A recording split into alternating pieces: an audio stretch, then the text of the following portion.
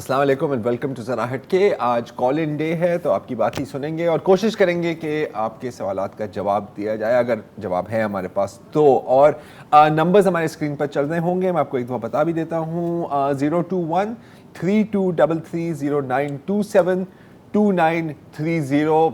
4 साल हो गए अभी तक, मुझे ज़बानी याद आ जाने चाहिए थे लेकिन फिर भी पढ़ना पड़ता है, क्या करें, उम्र का तकाजा है। पहले कॉलर हैं हमारे हुमा याकूब साहिबा कराची से। अस्सलाम वालेकुम जी। वालेकुम अस्सलाम। कैसे हैं आप? जी अल्लाह का शुक्र। आप लोग कैसे? ठीक हो? होपफुली बस ठीक जनाब। है। आज मैं भी थोड़ी सी जरा हटके ही बात करूंगी। बेशक। हमारे पहले मॉर्निंग चैनल्स चलते थे जिनमें सुबह को दुल्हनें तैयार होती थी, शाम को तलाक़ें होती थी। ठीक है, खुदा का शुक्र है कि मॉर्निंग शो खत्म हो गए, लेकिन चंद एक जगहों पे अभी भी बाकी है और यही वतीरा है उनका। यही चल रहा है वहाँ पे। मुझे पता नहीं है जी, मैं इतना सुबह जागता नहीं हूँ। क्या चल रहा है? पता चलता रहता है मुझे। अच्छा। दूसरी बात ये कि जितने आपके सेलिब्रिटी हैं, जितने अदाकार हैं, सबके अंदर एक खेल चला हुआ है। शादी बड़ी बरके की, 2 महीने बाद तलाक होगी। हर एक ने खेल मचाया हुआ है। आप क्या सिखा रहे हैं? सारे लोग क्या सिखा रहे हैं? हर एक को देख लो, यही तमाशा चल रहा है। इस बुराई को दिखा देने से बुराई कभी भी ऐसा नहीं होता कि खत्म हो जाती है, अब वो मजीद फैलती है। और इस तमाम सोशल मसाइल में सबसे ज्यादा घर की खवातीन का बहुत बड़ा किरदार होता है, ये मानना चाहिए। लेकिन मेरा ख्याल है यहाँ पे कोई आदमी ये बात समझता नहीं है। शान समझने लगे हैं कि जी अभी शादी की 2 बच्चे हो गए जी, खत्म हो गई। ये क्या खेल लगा रखा है? मेरा आपसे शिकवा नहीं है, आप मुझे इसका जवाब नहीं दे सकते। ये तो मेरा सारी सोसाइटी से कि हम क्या देख रहे हैं, क्या पाल रहे हैं, कैसा माशरा, कैसी सोसाइटी डेवलप कर रहे हैं। जवाब देने की कोशिश कर रहे हैं। ऐसे तमाम लोगों से पहले हम सर्वे कर लें, उसके बाद हम जवाब देने की पोजीशन में। एक बात इनकी सही है, एक बात इनकी सही है। कभी कभी ना मैं भी गलती से 1-2 ड्रामे देख लेता हूँ यार। शादी ब्याह और घरेलू मसले मसाइल से आगे कभी मैंने कोई स्क्रिप्ट देखी नहीं है, मतलब है ही नहीं। हाँ, और जितने मैंने वहाँ पे मर्द देखे हैं जिनकी 2-2 बीवियाँ हैं, रियलिटी में मुझे इससे हटके अगर आप कुछ दिखाएंगे सीरियस चलेगा नहीं तो वो कैमरा रोक देगा। कैमरा रोकेगा या चलेगा नहीं, मान नहीं। वो कहेगा कुछ लोगों ने शिकायत की है कि इन ड्रामों से माशरे में बुरा असर पड़ रहा है। उन ड्रामों से, हाँ, इन ड्रामों से तो कभी नहीं है। ये तो हमारे माशरे का चेहरा है। सईद रशीद साहब हैं कराची से। अस्सलाम वालेकुम। वालेकुम सलाम। कैसे मिजाज हैं? बस सर गुजर रही है, आप सुनाएं। मुझे आपसे यहाँ से शुरू करूँगा। सुबह फजर के बाद आप कोई भी चैनल उठा लें तो सो कॉल्ड जो स्पोक्समैन है गवर्नमेंट के, वो तो ऑफिशियल है और 27 अनऑफिशियल है। जो प्रेस कॉन्फ्रेंस करना शुरू करते हैं 15 दिन से, ये जो धरना दे रहे हैं, ये जो वो कर रहे हैं जलसा, कोरोना फैल जाएगा, हम इजाजत देंगे मगर करने नहीं देंगे, आईनी हाथ से निपटेंगे, और ये तो चोर हैं, एनआरओ मांग रहे हैं। मुझे समझ में नहीं आ रहा गवर्नमेंट के क्या हालात हो गए हैं कि उनको अपना टाइम वेस्ट करने के लिए यही रह गया प्रेस। अब तो लोग उकता गए इनकी इस प्रेस कॉन्फ्रेंस से, शिबली साहब की।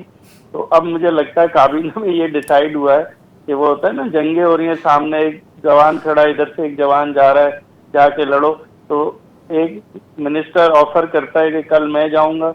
अब बताएं, आज वो आ गए, वो जो फजलुर रहमान से जीते हैं, तो कागज लहरा लहरा के उनकी जायदादें बता रहे हैं।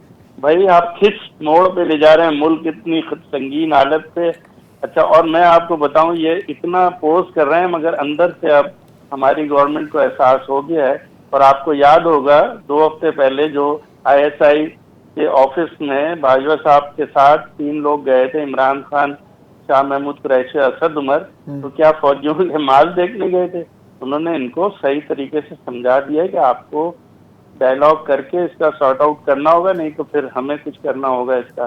तो जब से हमारे कप्तान साहब थोड़े ढीले हो गए और अब कह रहे हैं, ये बात यही है जी कि अभी आजकल ऐसी बहुत अफवाहें कह दें, आप खबरें कह दें, ज़राए की खबरें कह दें, या जो भी कहें, बातें तो इस तरह की हो रही हैं कि जी कुछ कुव्वतें चाह रही हैं कि कॉम्प्रोमाइज़ हो। जो भी हकीकत है मेरा ख्याल है कि अनकरीब आपके सामने आ ही जाएगी जी, जनवरी फरवरी तक, मैक्सिमम मार्च तक तो आपके सामने ही होगी। थैला वही रहेगा, बिल्ली नहीं होगी जो थैले से बाहर आई। राहिल अशर हैं कराची से।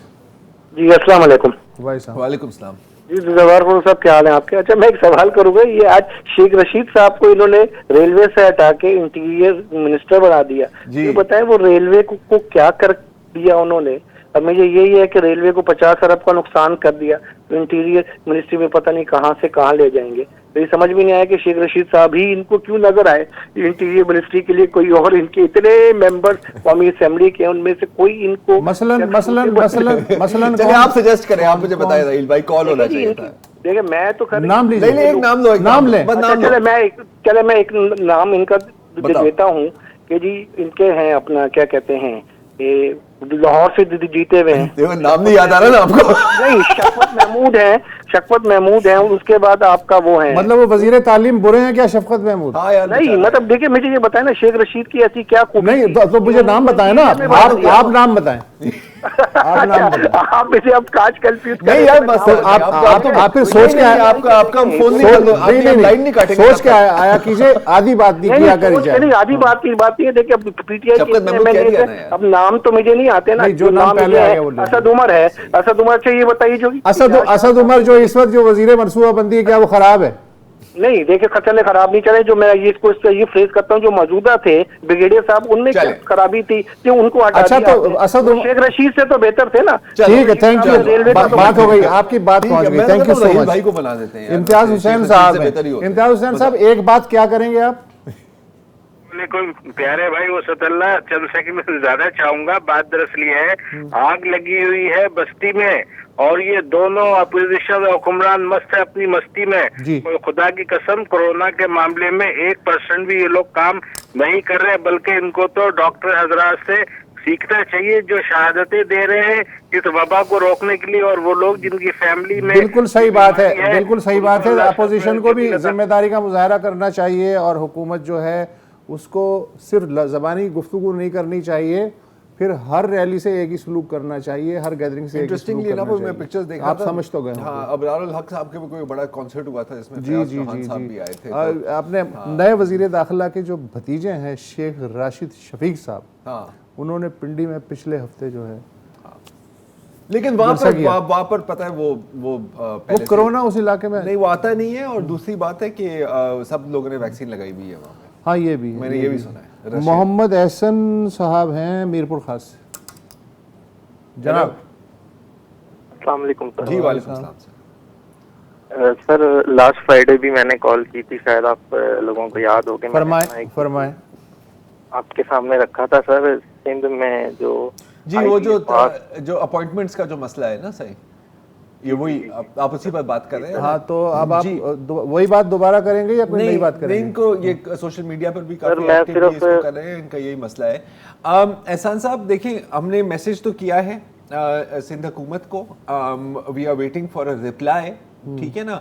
अब जहां तक टीवी पर इस चीज को रेज करने की है, हम कोशिश कर सकते हैं, लेकिन आपको पता है कि हर दिन इतनी खबरें आती हैं कि हर इशू को कवर करना तकरीबन और इस मुल्क में कोई काम तेजी से तो होने का सवाल ही पैदा नहीं होता, अगर स्लोली भी हो जाए तो इसे मुआवजा समझिएगा। बिल्कुल सही बात, और टाइम वैसे इनका काफी लग गया है पहले से भी, मैं आपको ये बता दूं। सर मैं सिर्फ एक बात करना चाहूँगा। जी सर प्लीज।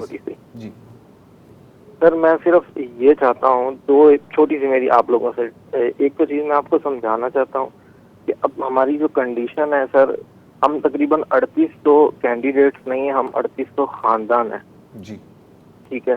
तो सर हमारे घर वालों की, हमारे पेरेंट्स की, हमारे we can understand that, yes बिल्कुल सही बात है जी, बोले। हमें मुश्किलात पेश आ रही हैं। और दूसरी सर मेरी गुजारिश आप लोगों से ये है कि प्लीज सर ज़रार खोड़ो और मुबश्शिर ज़ैदी साहब, स्पेशली मेरा आपसे ये रिक्वेस्ट है कि आप लोग प्लीज ट्विटर पे, मैं आप तकरीबन 100 में से 99% आपकी पोस्ट पे मैंने वीडियो शेयर की हैं, आप प्लीज ट्विटर पे तो कम से कम हमारा साथ दें। Thank you so much. ठीक है सर, बेफिक्र रहें। मोहम्मद अशर हैं सरगोदा से। क्या हाल है जनाब, खैरियत से? अल्लाह का शुक्र है, आप सुनाइए, फरमाइए। काफी अरसे के बाद ट्राई करने के बाद नंबर मिला आज जी जी। अच्छा, ये आपसे बात करनी थी जी, जिस तरह के गवर्नमेंट ने शोर मचाया हुआ है इसका कोविड-19 का, इसमें आप ये देखें कि जहाँ जलसा होता है गवर्नमेंट अपोजिशन का, वहाँ पे तो शोर जो है कुछ दिन पहले ही लाहौर में मतलब 2% था, आज जलसे से 2 दिन पहले 8% पे चला गया। और सुबह ही जो है गवर्नमेंट की ये जो तोते हैं पढ़ाए हुए, ये सुबह ही बैठ जाते हैं ताकि अपना प्रेस कॉन्फ्रेंस करने। जी आज मैं देख रहा था कि आप खुद अंदाजा लगा लो कि एक ब्लैक लेबल शहद रखने वाला आदमी और एक आलमे दीन के बारे में क्या बात कर रहा था, ठीक मौलवी फजलरहमान साहब के बारे में। ठीक। इनकी ज़हनी पस्ती का अपने यहाँ से अंदाजा लगा ले, ये मशीर इनके सारे दिन क्या करते। असल में मैं ये अर्ज करना चाहता हूँ कि जाहिर है कि गंद उछल रहा है दोनों तरफ से, बहुत कंपटीशन है, कीचड़ कौन सबसे बेहतर उछाल सकता है। लेकिन ये जो आपने बात की ना कोविड की, देखिए कोविड फैल तो रहा है, अब उसकी परसेंटेज कोई इख्तलाफ हो सकता है कि इतना फैल रहा है या उतना फैल रहा है, लेकिन यहाँ हुकूमत की इंतहाई जिम्मेदारी है कि अगर एक दफ़ा लोगों का एतमाद उठ गया कोविड की तफसीलात और फिगर से, तो उसके बाद जब लोग यकीन नहीं करेंगे तो फिर वो अपने हिसाब से फैलेगा। लिहाजा कोविड के फैलाव की परसेंटेज को सियासी हथियार के तौर पे इस्तेमाल करने से गुरेज किया जाए ताकि चीज़ें फैक्चुअल रहें और सियासत अलग रहे, वरना इसका नुकसान दुगना चौगना 5 गुना हो सकता है। ये हुकूमत को मैं बताना चाह रहा हूँ। वक्फा ले लें।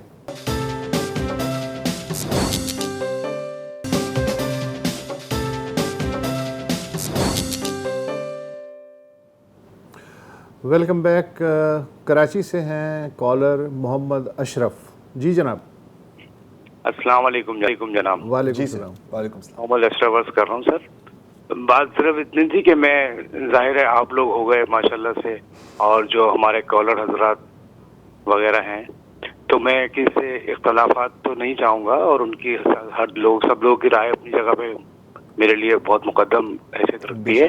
बात दरअसल जैसा कि आप लोग को सबको, हमारे वतन में अजीज में सबको इल्म है कि अपोजिशन, हुकूमत, किस तरह का मामला चल रहे हैं, कोई जलसा, ये तमाम चीजें अपनी जगह। मैं तो सिर्फ अपनी भोली बारी और ज़हीन अवाम से ये अपील करना चाहूँगा कि अपने आप अपने तौर से बस ख्याल रखा जाए, SOPs के बिल्कुल फॉलो अप किया जाए, तो हम इस बाबत से ज़रूर जो है ना हर हाल में छुटकारा पहले भी हम पा चुके हैं, दुनिया देख चुकी है, दुनिया ने एतराफ़ किया है इस चीज़ का कि ये भोली बाली और ज़हीन अवाम जो है ना हमारी, बस इनको इन पे डिपेंड करती है तमाम चीज़ें, इनको समझना चाहिए। बिल्कुल। और हमें शऊर इनको देने वाले कुछ लोग जैसे रहनुमाई कर रहे हैं, लीडर हजरात हैं, इनके पीछे हम लोग चल पड़े। अगर वही कोई अच्छी चीज बताई जाए, अच्छी चीज रिस्पॉन्सिबिलिटी अदा की जाए अपनी, तो क्यों नहीं चलेंगे पीछे लोग। बिल्कुल जी बिल्कुल। ठीक। अच्छी बात है, सही बोल रहे हैं। ग्राहक अपने सामान का खुद जिम्मेदार नहीं यार, बिल्कुल हाँ, यही है। नहीं, सही बात है यार, आखिरकार सब चीज आपके अपने हाथ में ही होती है। आपकी जान आप बचाएं, मैं तो सिफारिश नहीं करूंगा ना भाई कि आप अपनी जान बचाएं, ये तो आपको खुद सोचना चाहिए। बिल्कुल सही। मोहम्मद अशरफ रशीद बुख्ती साहब हैं लड़काना से। जी सर, कैसा साहब, क्या हाल है सर? ठीक ठाक है? बिल्कुल खैरियत सर। आपका बेहतरीन प्रोग्राम चल रहा है, बहुत आपके प्रोग्राम को हम पसंद करते हैं। बहुत मैं सिंध का एक बेरोजगार नौजवान हूँ, मेरी एज 42 ईयर है। हम कल शहीद जुल्फिकार अली भुट्टो को मिशन को आगे लेके हमने इम्तिहान हासिल किए, एजुकेशन लिए, डिग्रियां लिए, मगर बहुत दुख होता है कि मैं सर IPA क्वालिफाई के, IPA एक बेहतरीन इदारा है पाकिस्तान का, उसका हम क्वालिफाई हैं। सिंध गवर्नमेंट जो हर जगह आकर रहा है कि हम बेरोजगारी मिटा देंगे। तो भाई मेरी लाड़काना से रशीद बुख्ती बोल रहा हूँ। जी बिलावल साहब, आपके हम एजेंट हैं, आपके जियाले हैं सर। IPA के शुरू उन्होंने 2018 में 7,000 वैकेंसियों का ऐलान किया। जरा साहब सुन रहे हैं? जरा सर 7,000 वैकेंसियों का ऐलान किया। अभी पॉलिसी सर इन्होंने जिस किस्म की बना दी कि भाई तालका वाइज, अरे भाई बेरोजगारी, इतनी सारी बेरोजगारी है, तालका क्या डिस्ट्रिक्ट है, हम तो सूबे में भी काम करना चाहते। अभी सर तालका पॉलिसी इन्होंने से IPA के थ्रू बना दी है। 7,000 से 8,100 कैंडिडेट जो हमारे बहनें माएँ रोडों पे हैं, गुज़श्ता 2 साल से कोई सुनने वाला नहीं। बिलावल भुट्टो साहब को बलुस्तान याद आ रहा है, बिलावल भुट्टो साहब को कश्मीर याद आ रहा है, बिलावल भुट्टो साहब को पंजाब याद आ रहा है। हम अपने उनके वोटर हम उसके शहर के लोगों को याद नहीं आ रहे। हम जरा साहब आप आवाज उठाएं हमारे लिए, मेहरबानी करें। 3800 IB हम डबल में हैं, PhD होल्डर हैं सर। जरा साहब हमें हम IB के थ्रू हमने क्वालिफाई किया। IB ने सर 50 पे रखा था स्टैंडर्ड मार्क्स पास आउट का। हम सब क्वालिफाई हैं। 3800 लोग रोडों पर धक्के खा रहे हैं, हमारी बहनें जी बिल्कुल समझ गए। इनका भी वही कमोपेश वही मसला है जो एहसान साहब का मीरपुर खास से जो जिन्होंने कॉल की थी, और पिछले बिल्कुल वो सही बोल रहे हैं कि पिछले 2-3 दिनों से वो भी इस पर ट्वीट कर रहे हैं। पिछले 2-3 दिन तो ये सारी EU डिसइंफो रिपोर्ट ही चल रही है, तो उसमें वो सारी आवाज़ दब जाती है, ये ऐसा ही होता है। लेकिन अगेन आई थिंक बिल्कुल देखो पहले जमहूरियत बहाल हो जाए, फिर ये सारी आइन की अमलदारी हो जाए, नौकरियां मिल जाएंगी, सिलेक्टेड जो हुकूमतों के रुझानात हैं वो खत्म हो जाए, इनका भी मसला हल हो जाएगा इंशाअल्लाह। मतलब ये जल्दी का है कि हाँ, एक ऑर्डर होता है चीज़ों का। बिल्कुल। डॉक्टर वकार है मुल्तान से।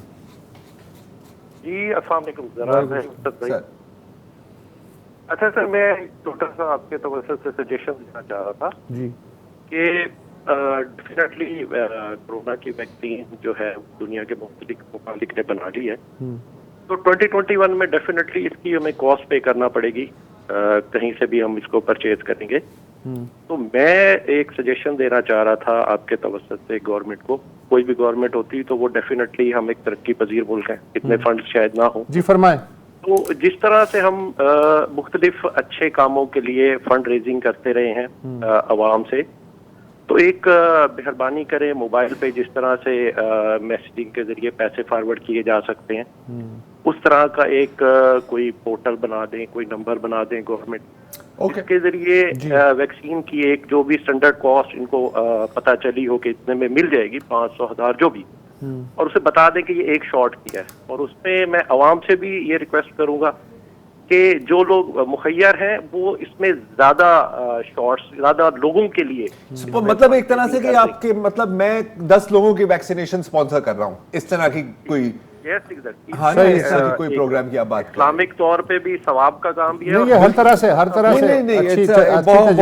बहुत अच्छी सजेशन है डॉक्टर साहब, इसको I think this is a good idea, organise करने की जरूरत है। और ये पता है इसका जो स्ट्रक्चर है ना, इसकी जो लॉजिस्टिक्स और इंफ्रास्ट्रक्चर है वो आपके पास मौजूद है।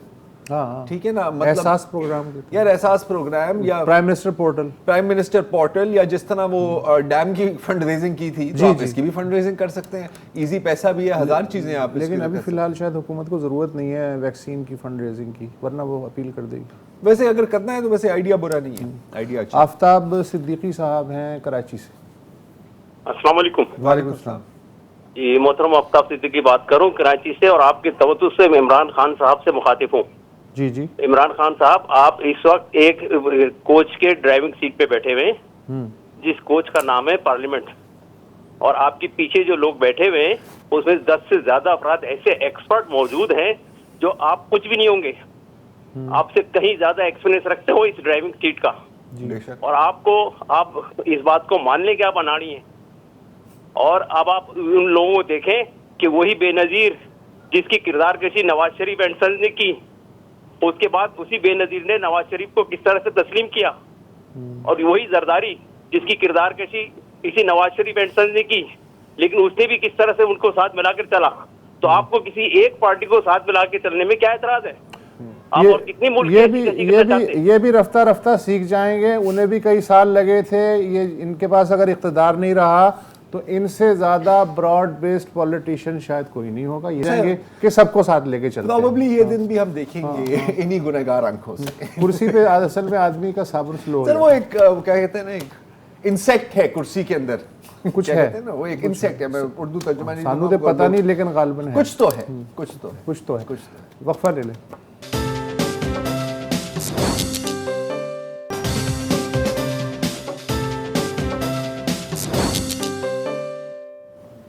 Welcome back. और हमारे अगले कॉलर हैं उवैस इमरान साहब रावलपिंडी से। अस्सलाम वालेकुम सर।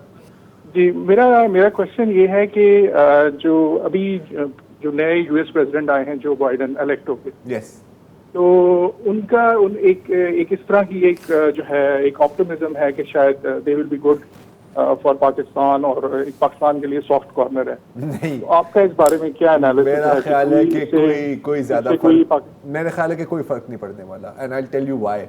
क्योंकि देखिए एक प्रेसिडेंट के आने जाने से ना यार 19-20 का फर्क पड़ेगा।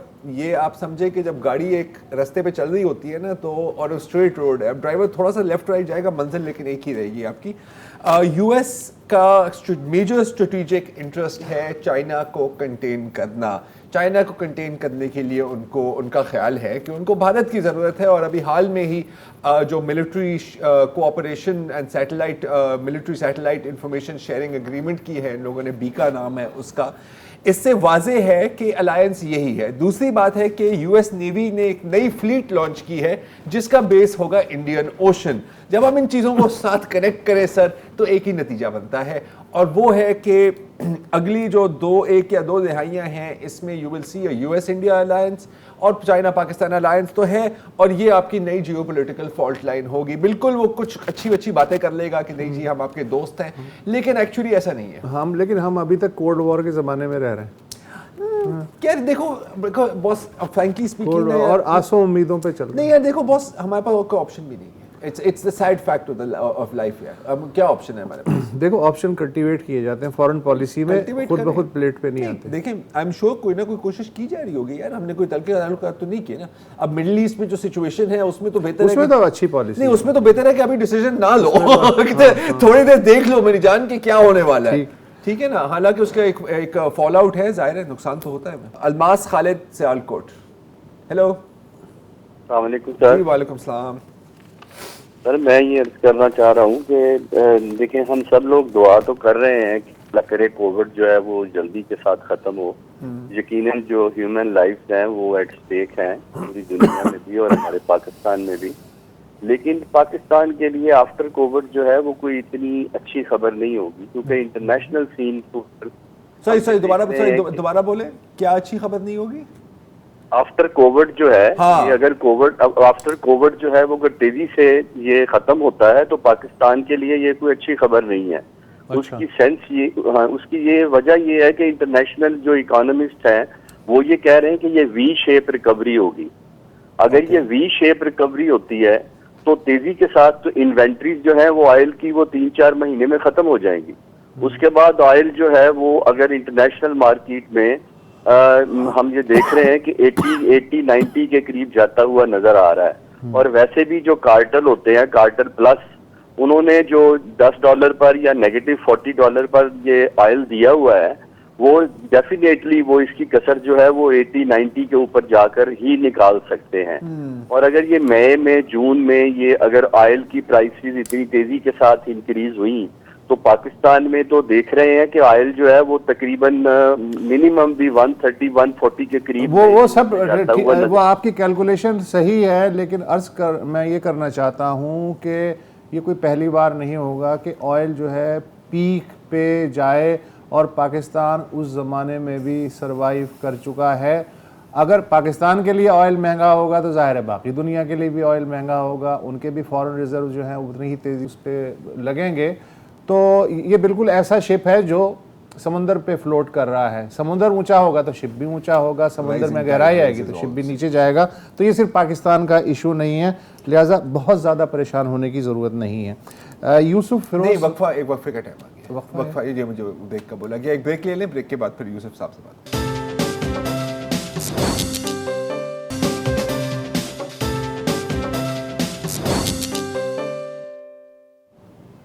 Welcome back.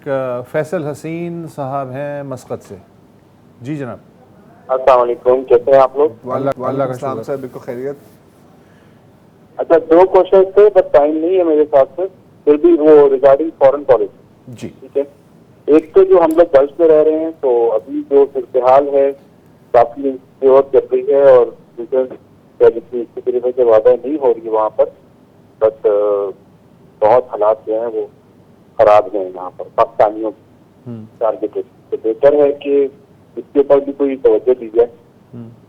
ये तो एक है, ये तो आप फिर आगे किसी भी तो आप ये प्रोग्राम भी कर सकते हैं।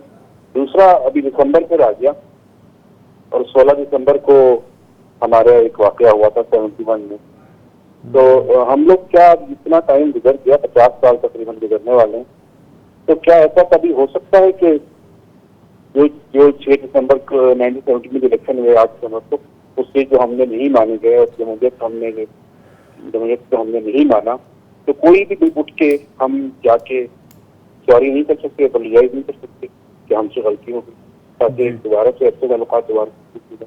ठीक, अच्छी बात है, करना चाहिए। वेल आई मीन एक इसमें पॉजिटिव, आई मीन ये तो चले एक डोमेस्टिक पर्सपेक्टिव से बात कर रहे थे, एक जो पॉजिटिव चीज़ हुई है पिछले मेरे ख्याल है 2 हफ्तों में कि कुछ diplomatic outreach between Pakistan and Bangladesh बेहतर हुई है। अच्छा, इसमें भी ज़्यादा मैं क्रेडिट बीजेपी को दूंगा, क्योंकि वो जो कह रहे थे ना, ये जो दीमक आ जाते हैं, और दीमक बोलो बॉस, आप तो अपने दोस्तों को ही खराब कर रहे हो ना यार। I think as per India regional policy तो हमें तो चाहिए कि वो अपनी रीजनल पॉलिसी कंटिन्यू रखें, क्योंकि एक एक करके अपने सारे एलाइज को अपने नजरिए से बिल्कुल नहीं हटना चाहिए। नहीं, बिल्कुल नहीं हटना चाहिए, लगे रहो, मैं तो कहता हूँ बिस्मिल्लाह करें सर। और अगले कॉलर हैं हमारे शाहिद शफी साहब दुबई से। सर अस्सलाम वालेकुम।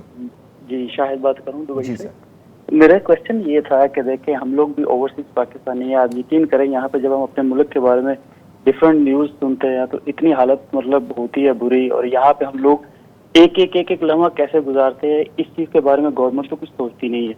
दूसरा, शेख रशीद साहब को लाल हवेली से लाल किला तक का सफर की मुबारकबाद देना चाहता हूँ। और तीसरी बात ये थी कि ये गवर्नमेंट हमारी जो है इस वक्त ये हर मामले में इतना डिले क्यों करती है कि जिससे हमें अरबों और लाखों का नुकसान होता है। IMF के पास जाने में इनका क्या हाल था, LNG सामने अभी आप LNG और LPG के मामले में आप देख लें कि कितना बड़ा नुकसान हुआ है और क्या होगा इस मुल्क के साथ, हमारी तो ये समझ में नहीं आती। सर देखिए, इसका बड़ा एक सिंपल एक्सप्लेनेशन है। जब 90% आपका दिन गुजरता है ऑपोजिशन को गालियां देते हुए और ये पेपर हिलाते हुए कि ये करप्ट है वो करप्ट है, तो फिर इस तरह के जो छोटे मोटे काम हैं जैसे मुल्क चलाना, ये फिर जाहिर है कि सेकंड प्रायोरिटी हो जाते हैं ना सर। और मैं क्या कह सकता हूँ? तुम तंज कर रहे हो? मजीद नहीं, मैंने कभी तंज किया जिंदगी में, या मैं अपनी जबान काट दूं अगर मैंने कभी तंज किया आबिद इस बेग पेन के साथ, वो भी यूं। आबिद बेग साहब हैं कराची से। जी, अस्सलाम वालेकुम। वालेकुम सलाम। जी मुस्तफा साहब, मुझे एक सवाल पूछना है कि हम लोग हर चीज को एक इशू बना लेते हैं, हमारे यहाँ 2 राय हो जाती है। जी जी। अभी वैक्सीन आई नहीं है, उससे पहले सोशल मीडिया पे चलना शुरू हो गए कि आपको बिल्कुल नाकारा कर देगी, खराब कर। माइक्रोचिप्स हैं सर, आपको 5G टावर से कंट्रोल किया जाएगा। मैं तो कह रहा हूँ, मैंने तो ऐप भी डाउनलोड कर लिया। मैं तो कह रहा हूँ जिसे एतराज है, हम पोलियो वैक्सीन की तरह फिर आपस में एक उलझ रहे होंगे, लोग मरवाएंगे लोग। इसका तरीका ये कि जिसे एतराज है ना वो अपनी वैक्सीन खुद बना ले। हाँ, खुद बना ले। अच्छा सरुद्दीन, मतलब ये सब कुछ छोड़े, अभी मैं यूट्यूब देख रहा था, एक बड़े मशहूर और मारूफ एंकर, अप्रूव्ड लिस्ट वाले एंकर जो है ना सर, उनमें से हैं। और ये था कि क्या इस वैक्सीन में माइक्रोचिप है, क्या इस वैक्सीन यार उसका क्या नहीं बोलने दो, क्या उस वैक्सीन की से आपकी डीएनए को चेंज किया गया? बंदे से पूछ तो सही कि भाई डीएनए है क्या, हालांकि बता सकते हो तुम? मुझे नहीं पता उसने साइंस FSC तक पढ़ी है, BSc आई डोंट नो, या मैट्रिक में ही पढ़ी है, या पढ़ी है या कुछ भी पढ़ा हो। अच्छा, भारत। और किसका, कौन है सरगोदा से? सॉरी, डॉक्टर हाशिम है सरगोदा से। अस्सलाम वालेकुम डॉक्टर साहब। हेलो, मैं छोटी सी बात करना चाहूंगा जी आपसे कि ये जो एक हमारे पोप लतीफा है यहाँ पे, कि जब सेकंड वर्ल्ड वॉर में मराठियों के लड़कों को भर्ती किया गया जंग के लिए, तो उन्होंने कहा कि जी अब बात अब हिटलर के खिलाफ हमारे ऊपर ही आ गई है, तो बेहतर है सुलह कर ले। तो ये शेख रशीद साहब को जो लगा दिया गया है वजीर दाखिला, अब यार इतने भी बुरे नहीं हैं, आपने वो लतीफा सुनाया है, लेकिन अच्छा है यार, आई लाइक। लेकिन एक बात है, नहीं, इनके जज्बात को मैं समझ सकता हूँ। ये डॉक्टर साहब ने टीवी वाला इंट्रो दिया है, अच्छा है, अच्छा है। बहरहाल आपके जज्बात को मैं समझ सकता हूँ। क्या शो का टाइम खत्म हो गया क्या? हाँ। ओह, मैंने अभी बात कर दी थी डॉक्टर साहब से यार, इतना अच्छी ओपनिंग दी है इन्होंने। डॉक्टर साहब प्लीज अगले हफ्ते कॉल करना यार, आपकी बात अनफॉर्चुनेटली इनकम्प्लीट रह गई, क्या करें, वक्त खत्म हुआ चाहता है। और शेख रशीद वजीर दाखिला हो गया। मेरा ख्याल है इस बात पे ही तमाम शोज खत्म हो जाने चाहिए। खुदा हाफिज।